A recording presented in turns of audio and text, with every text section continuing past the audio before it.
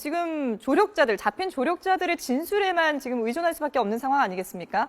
그런데 예, 그렇죠. 그 이전에 잡힌 조력자들의 경우 보면은 진술을 번복하는 경우들이 있거든요.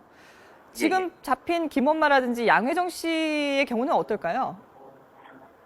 거의 뭐 틀리지 않을 거, 거의 뭐 맥락이 다르지 않을 겁니다. 이제 네. 지금 상태에서 입맞춤 상태에서의 진술을 하게 되고, 만약에 증거가 드러나는 상태에서는 그때는 또 진술을 바꾸는 그런 방식으로 이제 본인들의 그 행적에 대해서 얘기를 할 겁니다.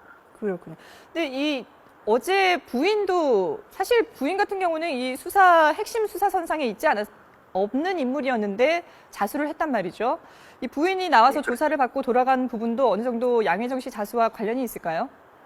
충분히 그럴 부분이 있습니다. 왜냐하면 심리적인 변화를 그것보다는 받을 만한 상황을 한번 본 것 같습니다. 상황을 이게 지금의 어떤 자수를 하게 되면 실제로 이제 불구속이 되는가 안 부분, 이런 부분들에 대한 그 상황을 한번 체크해보는 이런 형태인 것 같습니다. 그 양혜정 씨 부인이 그 자진 출두해서 이제 조사를 받은 부분은 아마 거기에 더 가까울 것 같습니다. 예.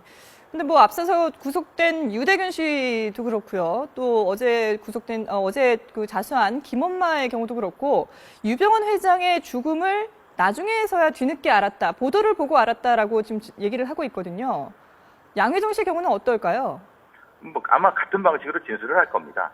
왜냐하면 이 상태가 이제 자기가 그걸 몰라야지 흔히 말하는 지금 문제가 되고 있는 유병헌 씨의 혹시 모를 타살 의혹 같은 것이 자신과 관련된 의혹이 이제 집중되고 있으니까 네. 본인은 몰랐다. 본인은 이제 알았어도 뭐 늦게 알았다. 방송을 통해 알았다. 뭐 이런 형태로 진술할 가능성이 가장 높죠. 그렇게 진술을 한다면은 유 회장과는 어느 시점부터는 떨어져서 다녔다라고 봐야 되는 건가요?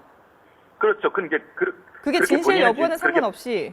그렇죠. 본인은 그렇게 진술할 것이고 뭐 또 실제로 그랬을 수도 있는 겁니다. 사실은 우리가 보기에는 양혜정 씨가 직접적으로 관련이 돼 있다고 가능성은 높지만은 실제의 그 내부적인 사실은 잘 모르니까 아무래도 이제 그렇게 진술하게 되면 거기에 대한 어떤 물적 증거를 찾아야 되는데 네. 지금 그게 좀 난감한 상황이기 때문에 아마 그렇게 진술할 가능성이 높죠. 지금 이 뭐 조력자들 같은 경우는 구원파들의 어떤 핵심 아니겠습니까? 그런데 구원파가 지금 학위 수련회를 열고 있는데 수양회를 열고 있는데 아직까지 공식적인 반응은 없단 말이죠. 유병헌 씨의 사망이라든지 유대균 씨가 체포된 데 대해서 공식적인 반응은 없는데 이 자수한 조력자들과 구원파 간의 어떤 연락이라든지 이런 부분에 대해서는 어떻게 봐야 될까요? 기본적으로 이제 뭐 일부 핵심적인 사람들과의 어떤 그 부분은 뭐 충분히 있을 가능성이 높죠. 그래야지 왜냐하면 전반적인 상황에 대한 이해가 있어야지 향후 어떤 진로라든가 뭐 어떤 성명을 내든가 이런 부분이 이제 성립이 되기 때문에 뭐 다는 아니더라도 일부의 핵심적인 사람과의 연락 정도는 있을 것이라고 이제 추정할 수 있겠죠. 조력자들과 구원파 핵심 그 측근들 간에는 어떤 연락이 있었을 것이다. 모종의 연락이 있었을 것이다라는 말씀이시군요. 예, 그렇죠. 예. 그리고 지금 이 양혜정 씨도 안성에 있다가 자수를 했단 말이죠.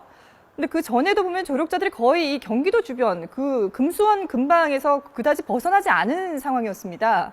이런 걸 보면 검찰이 그동안 뭐 금수원을 중심으로 해서 여러 가지 그 압수수색도 하고 또 이 검문 검색도 했었는데 이 부분에 뭔가 좀 구멍이 뚫린 게 아닌가 이렇게 봐야 되지 않을까요? 기본적으로 이제 그 사람들이 어떤 사람들이고 어떤 행동 패턴을 가지고 있는지를 잘 몰랐던 거죠. 말하자면 전문적인 형태의 추적팀이 아니라 그냥 일반적인 형태로 추적을 하다 보니까 그런 문제가 생기는 거고요. 네. 가장 중요한 거는 도움을 받을 수 있는 사람들, 그런 집단들 내에 가장 또 교통 상황이 좋은 이런 부분에 사실은 스머시가 가장 높은데 그러니까 사실은 엉뚱한 데를 찾은 거죠. 사실은 그런 면에서는. 어쨌든 자기가 어떤 익숙한 곳에서 멀리 벗어나지 않는 것이 이 장기 도피에서는 심리적으로 안정이 될 테니까요.